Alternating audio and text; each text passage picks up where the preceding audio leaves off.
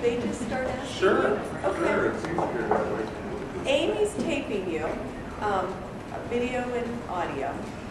And then Caitlin's gonna snap some photos of you, candid hopefully. So I don't know, do you want to sit or stand? How are you the most I'd comfortable? rather sit. Okay, I thought that might be the case. All right, so I guess my first question is gonna be, tell us about Briar Hill. See, where did we start at? My grandfather came to Briar Hill because most of the people in this town in Italy came to Briar Hill.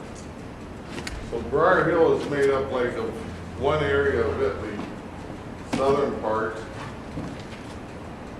called the Basilicata region, where the hill, the shape of the booth were a little bit more south of the hill.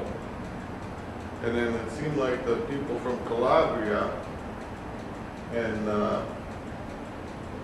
other towns further south settled on the east side in Camden. But when our grandparents came here, other people followed. They sent for people in the town that wanted to come to America, and it was all because of the mills that circled the city of Youngstown and Camden, all the way to Louisville.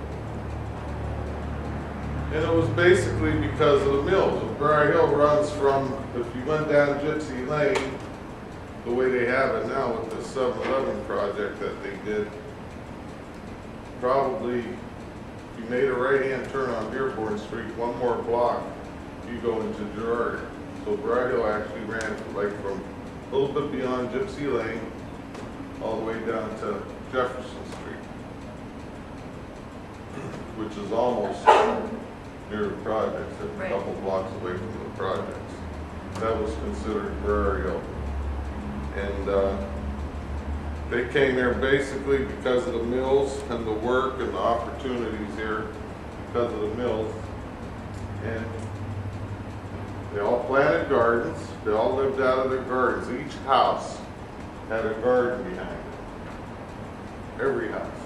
There was not a house down there without a garden.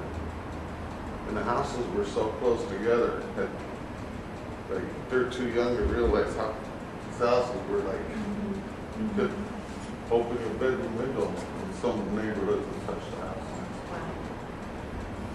Everybody had their garden, everybody had their outside ovens.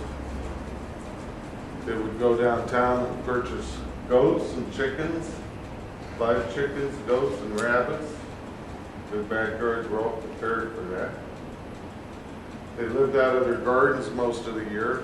After they, all summer long, they would can in the fall.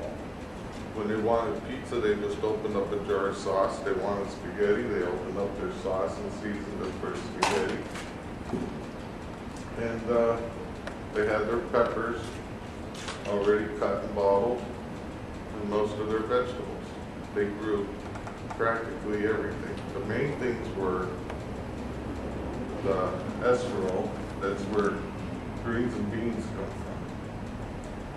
There's a lot of things considered depression food that are like delicacies today that they ate. One was polenta, called it mush. They used to cook the polenta and put sausage and sauce on top of it. Some people put a board on the table and just poured the polenta out on the board, and everybody around the table scooped it into their plates and ate it. The escarole, they make in the greens and beans.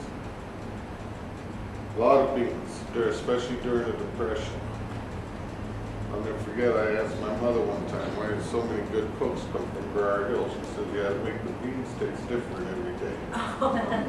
Wow. They made their own breads. Their main staple was flour and water, because they made their own breads, their own pastas. They didn't have money to buy. They shared a lot.